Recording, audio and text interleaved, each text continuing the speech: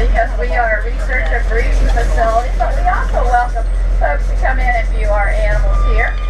But as you know, these animals aren't always right out in front of us. Sometimes we got to look for them a little bit. So everybody help me out as we wait for our gate to shut, and let's see what we can find out in pasture this afternoon.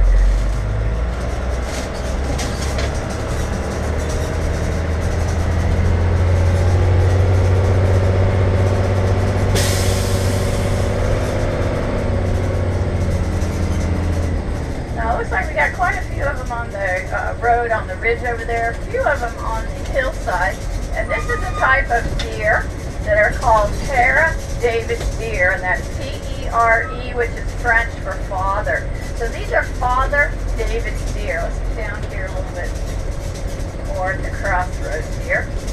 Father David's deer. Now they're named after a French missionary whose name was Armand David, or David if you're French, who was in China, where these deer were native to in the 1860s. Now the emperors of China for hundreds of years have kept these deer in imperial hunting parks, and Father David managed to get into one of them, one of the larger ones outside of Beijing, that had a huge wall around it, even guarded by patrol. Well, Father David once again managed to get into that imperial hunting park, and he saw these deer. Well, he'd never seen anything like them before, so he managed to send some information about them back to Europe, and eventually they arranged to send some live animals, ship the deer all the way from China to Europe. Well, not too long after those deer arrived in Europe, back in China, they did have a flood, and many of the animals were drowned or they escaped from those hunting parks. And about 5 years after the flood, they had what was termed the Boxer Rebellion in China.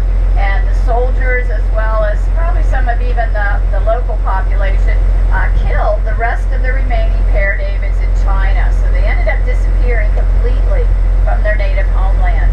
Well, at this time in England, there was a gentleman, the 11th Duke of Bedford. And when he heard what had happened to these deer in China, he began to collect all the remaining live animals. There was estimated to be only about 18 breeding pairs left in the entire world. So he brought all of them back to his estate in England and began to breed them there. Now they are quite different than other deer. They are just really finishing up their breeding season. They breed in the summer months when most deer breed in the fall. And one of the reasons for that, their gestation period, about 9 to 9.5 months long, where most other deer it's a little closer to 7. Another unique quality, and I bet later on this afternoon when we return to Pasture B, we'll find most of them down in the lake just standing there. They have a very, very special foot with a membrane between their two hooves that allows them to swim very, very well. Now we do have the largest herd of Pear David's deer anywhere in North America here at the Wilds. And like I mentioned, we will be returning to Pasture B towards the end of the tour and get an opportunity to view them once again. But Pear David's deer, very, very special deer. They have a very long, fascinating history. If you ever get a chance, look them up on the web, because they went through a whole lot. The Duke of Bedford had all the remaining deer at his estate in England, and then we had the First World War, and then we had the Second World War, and everything that those deer went through, just surviving those two wars, is amazing. So it really is truly a fascinating story. All right, well, we are leaving B and heading into C. And as we go through the gates, of course, you notice solar panels. We use a lot of solar power here at the Wilds. It works most of the gates and a lot of the electric fencing that we use here. All of the buses that we use on our tours run on what is called biodiesel fuel. We were also one of the earliest facilities to utilize geothermal heating and cooling in our barns and buildings several decades ago. We do have a conservation science training center here at the Wild, where we actually have something called a living roof or green roof on top of it. And then, of course, we reduce, reuse, and recycle everything we can here, and I hope everybody's doing that at home as well. Yeah. Alrighty, a little bouncy right there.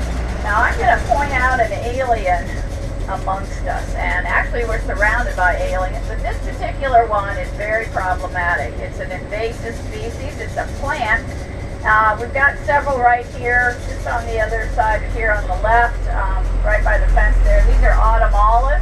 Autumn olive, of course, very invasive, not native to North America, and we'll talk a little bit more about them. But I see something down here in the point of the lake. I'm going to stop right here. Anybody see something in the water down there? Yes. It's kind of hard to tell what it is when they're down there in the water like that, but these are actually a kind of rhino. It's a funny place to find rhino, isn't it? I think they might be hippos or something, but they're, oh, one's blowing bubbles. Oh, cute. You see that? Yeah. There's blowing bubbles down there in the water. All right, well, these are rhino, and rhino are the only remaining land animals that actually have a horn that grows on the end of their noses, and rhinoceros actually means nose horn, and that horn's made almost entirely of a protein called keratin, which is the same protein that makes up our hair and fingernails. So just like our hair and fingernails, that rhino horn is going to continue to grow throughout their lives. Now, there are 5 kinds of rhinos left. Oh, she's blowing bubbles again. There's 5 rhinos left in the world. 3 of them are in Asia. This is one of the Asians. It's called the greater one-horned Asian rhino. It used to be called the Indian rhino when I was younger, but it's now called the greater one-horned Asian. The other 2 in Asia are the Sumatran and the Javan, and then there are 2 in Africa, the white and the black. Now, most rhinos are solitary animals, preferring to pretty much live by themselves. You might find a cow or calf combination, or maybe some adolescents together, but basically most rhinos are solitary. We'll see the exception to that rule a little bit later. Our second rhino, very social. Most rhinos also have a pointed upper lip. They've got a pointed upper lip called a prehensile upper lip, and that's because most rhinos are browsers. They use that upper lip to kind of pull in branches and twigs and nibble on the leaves. Once again, the white rhinos we'll see later have to be completely different. They are grazers, and we'll explain the difference a little bit later. Now, most rhinos have very poor vision. They're very nearsighted, but they do have excellent hearing and a superior sense of smell. And with these greater one-horned Asians, if we see them anytime from a distance a little later, maybe she'll get out of the water. You'll notice she looks very prehistoric. Almost like she's got plated armor on, but that's actually just folds of skin. That's all that is, and that does give her greater flexibility with her head and her neck, as well as her legs, so she can really elevate that head up very high, and that helps as being a browser. It also, as you can see, allows them to submerge in water and get their heads up high enough to breathe. Once again, the next rhino we'll see, our second rhino, would not be able to do that. They have massive muscle, and they can't elevate their heads up high enough to be able to do that. Everybody down there enjoying the cool lake down there. Yeah, they're not coming out. Did you see that Now, 4th one pop up? Yeah. Now, there is a young one down there. Yeah. And that is little baby Glenn, and he was born this past winter.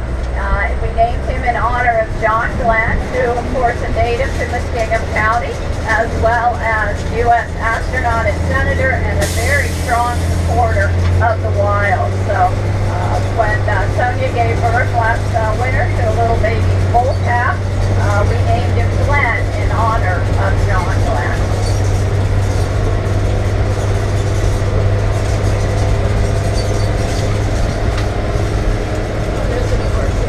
They are. All right. Oh, wow. Well, let's see. Got a baby onager out here too. She's about 5 to 6 weeks old, so they're kind of spread out up here. We might not get a very good view of her, but these, of course, are a member of the equid or equidae family. Equid meaning horse, and the wild equids are divided into 3 basic groups, and that would be zebras, wild asses, and wild horses. So this is actually a wild ass called the Persian onagers. They're from the Middle East, a country we now call Iran that used to be called Persia back in ancient times. Onagers are listed, now as critically endangered, with very few left in the wild. I believe less than 700 of them in the world. We actually have what I believe the largest herd in captivity right here at the wild. So this is the largest herd of onagers you'll find anywhere in the world. A couple fun things to remember about them. Of any of those wild equids, those zebras, wild asses, and wild horses, at least so far, the onagers have been the fastest, clocked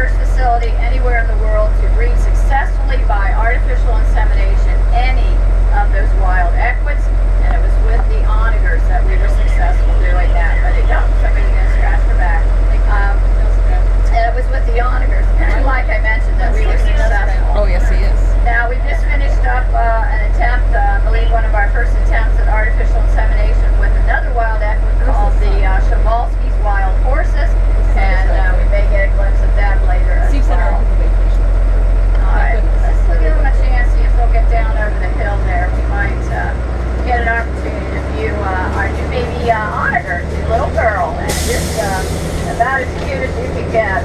Oh, these are out. This would be awesome to have this whole thing on a video. Now over here to the left, on the small lake or large pond, whichever you care to call it over here, in the left corner you see kind of an odd little building on posts. That is called a hack tower. And hacking towers are where you raise normally raptors meaning birds of prey. So that would be eagles, falcons, hawks, etc. And several years ago we raised an osprey there, which are a native Ohio raptor. Now if you look across the lake on the right shoreline, you see another tall post and a nest site. We had breeding nesting osprey earlier. I think there's one over there right now. Now the young that were born and hatched this season have already fledged. They've already left the nest, but they return every now and then throughout the day. And then eventually in a few weeks they will all be migrating down to the south for the winter time. But next spring they'll be back, and there'll be another pair over there, or the same pair nesting and breeding over there. So great place to come out and do some bird watching. Let me point out another little, not a building, but a deck area. If you look way over there to the left on top of the hill, can you see you can see the roof, kind of a wooden deck area up there. That's the Jeffrey Point birding station, and that is free and open to the public. That's right on 284, and you can go up in there, have a picnic, do some birding. It's a great place. You've got a good spotting scope, binoculars. You can actually sometimes watch the animals all the way over here, the exotic animals in these herbivore pastures. Now, the Wilds is an excellent place to do birding or bird watching. We've been recognized by the National Audubon Society to be a very important bird area. So check it out as a birding spot. It's wonderful. And I'm slowing down here because if you look way over there, way over there, kind of in that little valley, that little dip there, a whole herd of animals. Once again, these are native to Ohio. That's the perimeter area. Those are bison. And bison, once again, delicious. native to Ohio. And when the Europeans first arrived here, hundreds of years ago, there was estimated to be about between 30 and 60 million bison in North America. 30 to 60 million. They're actually believed to be the greatest herds of land mammals ever on this planet. Were the bison herds in North America, nearly 60 million here in North America. Well, by the end of the 1800s, and literally just a handful of decades, we had managed to kill all of those bison, but about 1,000. And so people really began to worry that we were going to lose North America's largest land mammal to extinction. So they really began efforts to protect them. The Bronx Zoo was a major player in rescuing and saving the bison here in North America.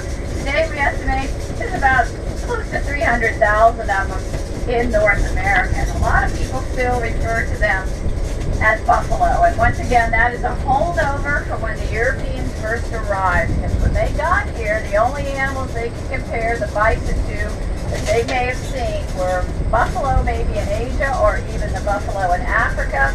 But North America has no native buffalo. We only have bison.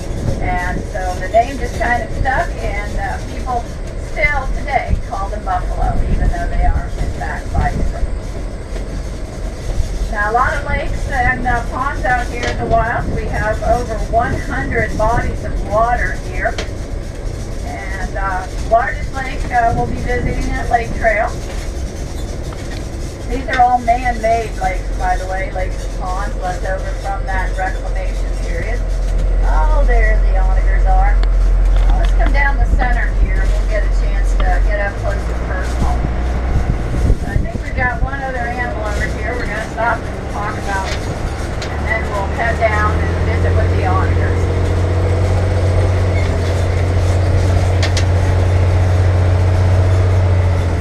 Oh, everybody's over here now. Okay.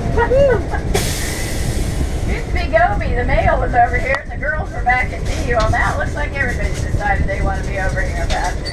So let's get up here and meet and greet with the two humps or Bactrian camels, which are native to Mongolia and parts of China. And they actually one of the most endangered large land mammals left on the planet.